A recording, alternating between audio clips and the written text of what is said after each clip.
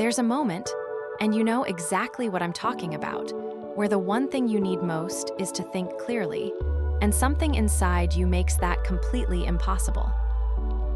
Not because the problem is too hard, not because you're not smart enough, but because some part of you has decided that what you're feeling right now is more urgent than what you're trying to figure out.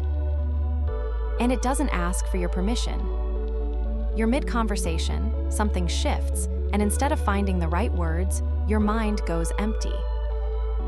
Or you make a mistake, something small, something any rational observer would call minor, and your brain immediately begins constructing a case against you.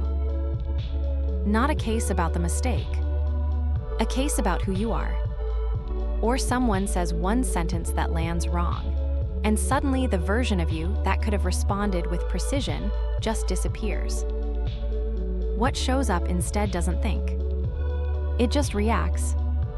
I used to think this was a focus problem, a discipline problem, that if I just tried harder to stay calm, the clarity would come. It didn't, because I was solving the wrong problem. I wasn't dealing with a lack of focus. I was dealing with a system inside me that had its own hierarchy, and in that hierarchy, thinking was not at the top. Feeling was, and the feeling didn't care what I needed. It had its own agenda, and it was very, very good at executing it. This is not a video about emotional intelligence in the way that phrase gets used. It's not about being more empathetic or learning to communicate better. It's about something more fundamental than that. It's about understanding why there are moments where you cannot access your own mind and what to do about it. Here's what's actually happening. Inside your brain, there's a structure called the amygdala. Think of it as an alarm system, ancient, fast, and extremely confident. Its job, for most of human history, was to detect threats and respond before the thinking part of your brain could slow things down. Because in certain environments, thinking is slow, and slow gets you killed. So evolution built a shortcut: feel first, think later. Or in some cases, feel first, don't think at all. The problem is that this system doesn't distinguish between a lion and an awkward silence. It doesn't distinguish between a physical threat and the fear of being judged. It doesn't distinguish between danger and discomfort. It just reads a signal, decides the signal matters, and begins overriding everything else. The part of your brain responsible for analysis, planning, and rational thought, the prefrontal cortex, the part that makes you capable of nuance, gets progressively shut out. Not metaphorically, neurologically. Blood flow shifts, resources redirect, and the thinking you were trying to do becomes genuinely harder to access. This is sometimes called an emotional hijack. The alarm takes the wheel. And most people, most of the time, don't even realize it's happened. They think they're thinking. They're not. They're feeling about the situation, and then narrating that feeling as if it were a conclusion. Society doesn't help here. The dominant cultural message for the last few decades has been, feel your feelings. Honor them. Don't suppress them. And there's something true in that suppression has real costs, and I'm not arguing for shutting everything down. But the message is incomplete, because it never tells you what to do with your feelings when you also need to think. It never gives you a system. It just says, feel and trust that feeling. As if the alarm, once heard, automatically knows what to do next. It doesn't. It just keeps ringing. The thing I had to understand, and this took longer than it should have, is that my emotions were not my enemy. They're not broken. They're not wrong. They're a system doing exactly what it was designed to do. Imagine you hired a security guard for a building. His job is to respond to threats, fast, decisive, no hesitation. He's good at his job. In a real emergency, you want him. But now imagine that same security guard starts showing up in your meetings, starts flagging conversations as threats, starts locking the door when your colleagues try to come in. He's not malicious. He's not stupid. He's just applying a threat response protocol to a context that doesn't require a threat response. And because he moves faster than you, by the time you realize what's happened, the room is already locked. That's the structure, not a character flaw, not weakness. A mismatch between an old system and a new environment. The infant analogy I keep coming back to is this. There's a part of you that operates like a very young child. It doesn't have language for what it's feeling. It doesn't have perspective.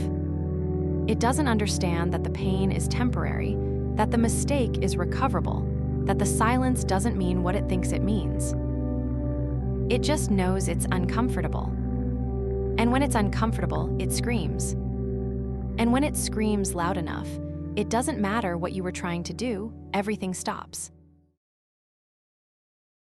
The infant isn't in charge because it's powerful.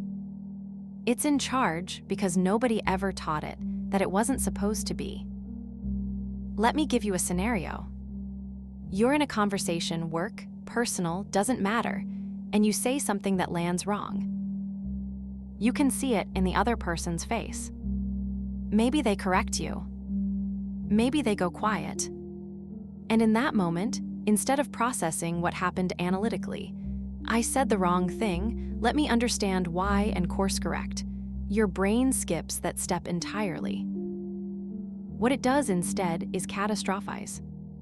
Catastrophizing is when the emotional system takes a specific, bounded event and uses it as evidence for a much larger, unbounded conclusion. The mistake wasn't a mistake.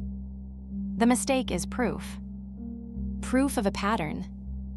Proof of something fundamental about your intelligence, your worth, your capacity to do anything right. One sentence becomes a case study. And while your brain is building that case, it is completely unavailable for the task you actually need it for, which is responding to the person in front of you. The result is one of two things. You either go blank and say nothing, and the silence gets misread as indifference or arrogance. Or you overreact, you compensate, you justify, you get defensive in ways that make the original moment much larger than it ever needed to be. In both cases, the emotional system has made your response worse than it would have been if you had simply had access to your own thinking. Here's another one. Someone doesn't respond to you. A message left on read. A plan that falls through without explanation. And your brain, in the absence of information, does what it always does in the absence of information. It fills the gap. And it doesn't fill the gap neutrally. It fills it with the worst version of what could be true, and then begins to respond to that version as if it were real. You're not reacting to what happened. You're reacting to a story your alarm system wrote in about 4 seconds. And that story is almost never accurate. But by the time you're in the middle of responding to it, accuracy isn't the point anymore. The feeling is the point. The feeling has the wheel. Or this one, you make a mistake in public. Small mistake. Observable. And the moment it happens, you can feel the switch flip. Suddenly, you're not just embarrassed about the mistake. You're watching yourself from the outside, cataloging how you must look, predicting how people are interpreting it, and simultaneously trying to function as if none of that is happening. The cognitive load, the mental weight, of managing the emotional response on top of the actual situation is enormous. Most of the processing power that should be going toward recovery goes toward damage control that exists entirely in your head. In all of these scenarios, the pattern is the same. A real event triggers an emotional response. The emotional response generates a narrative, and the narrative becomes more real to your brain than the actual situation. And the gap between where you are and where your thinking could be, that gap is the cost. So what do you do with this? Not in a philosophical sense. Practically, the first thing, and this sounds simple, which is why people skip it, is learning to name the state, not the situation. There's a difference between saying, "I'm anxious about this conversation," and saying, "My brain is running an alarm right now." The first statement locates the problem in the external situation. The second locates it in the system. And that distinction matters because it gives you something to work with. You can't negotiate with a conversation. You can observe a system misfiring and make a decision about what to do next. The second thing is a physical interrupt. The alarm and the thinking brain are not running on the same track, but they are running on the same body. And the body has inputs that both systems respond to. Breath is the most accessible one, specifically, a slow exhale that's longer than the inhale. This is not meditation. This is not about becoming calm. It's about buying time. The alarm system moves faster than you're thinking, but it doesn't sustain indefinitely. If you can interrupt the physical state for even 30 seconds, the prefrontal cortex, the thinking part, begins to come back online. Not fully, but enough. The third thing is a question. One question. Ask yourself, is what I'm responding to a fact or is it a story? Not rhetorically. Actually answer it. What do I know for certain? What am I assuming? If the other person went quiet, that's a fact. That they went quiet because they think less of you is a story. These are not the same thing. And your brain, left to its own devices, will treat them as the same thing every single time. The fourth thing, and this is the one most people find hardest because it feels like avoidance, is deliberate delay. You don't have to respond immediately. You don't have to resolve the feeling in the moment it arrives. The instinct to fix the discomfort right now is itself part of the alarm system. The infant screams because it needs immediate relief. You're not an infant. You can tolerate the discomfort of an unresolved moment long enough to let your thinking catch up. The response you give in 90 seconds, after the alarm has started to quiet, will almost always be better than the response you give in the first 5. The fifth thing is how you treat the emotion once you have access to it again. Not as the enemy. Not as the problem to be eliminated. As data. The emotion is telling you something, that something matters to you, that something feels threatening, that something didn't go the way you expected. That information is useful.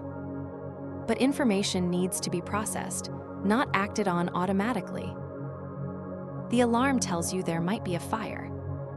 It doesn't tell you where the fire is, how big it is, or whether it's actually a fire at all. That's your job. And you can only do that job if you're not still running from the alarm. What this means, in practice, is that you're not at the mercy of your own nervous system. You just haven't built the habit of intervening in it. And habits, real ones, the kind that hold under pressure, aren't built through willpower. They're built through repetition in low-stakes moments, so that the pattern is available when the stakes are high. The people who seem to think clearly under pressure are not people without emotion. That's a myth. They're people who have learned, usually through enough painful experience, where the alarm system ends and where their thinking begins. They've felt the switch flip enough times to recognize it when it happens.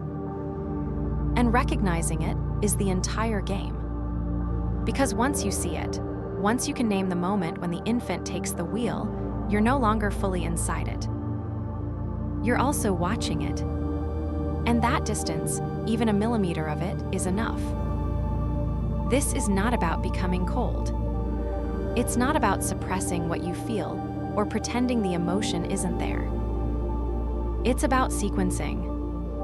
Feel what's true, and then think. Not at the same time, because the brain can't fully do both simultaneously when the alarm is active. But in order. Let the wave come. Let it move through. And then, when it has, bring the part of you that can actually solve things back into the room. The mistake most people make is trying to think their way through the emotion while the emotion is still at full volume. It doesn't work. You can't reason with a screaming infant. You can hold it, let it exhaust itself, and then address what it was actually trying to tell you.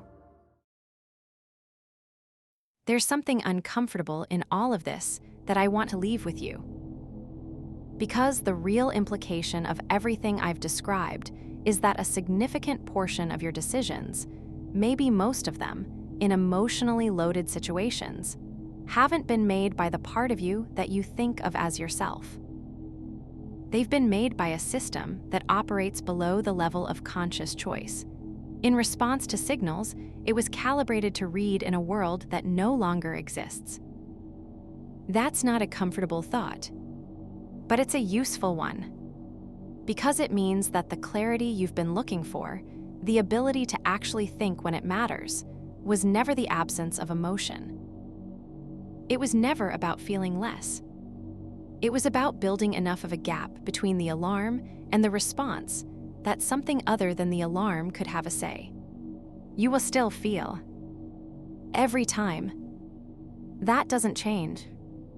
The alarm doesn't stop. What changes is your relationship to it. What changes is whether the alarm is also the last word. Next time it fires, and it will, you'll notice something different. Not immediately. Not completely. But you'll catch a fraction of a second where you see it happening. And in that fraction, the infant is still screaming. But for the first time, you'll know it's not you.